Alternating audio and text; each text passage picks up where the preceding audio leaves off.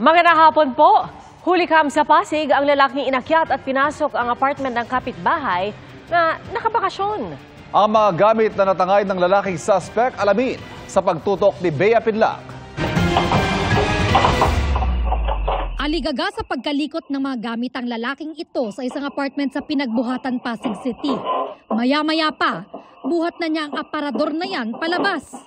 Ang lalaki, ninanakawan na pala ang kapitbahay niyang nagbakasyon lang sa probinsya. Pagbalik nila, after ng 3 days na bakasyon nila, doon nila na-discover yung gamit na nawawala.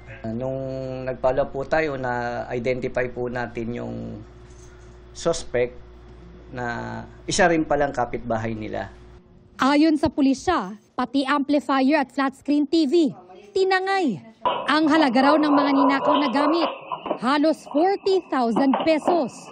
Nakalak po yung pinto ng mga complainant natin. Nga lang, sinira niya po yung pinto para makapasok siya doon sa bahay ng mga biktima natin. Patuloy na tinutugis ang suspect na sasampahan ng reklamong robbery.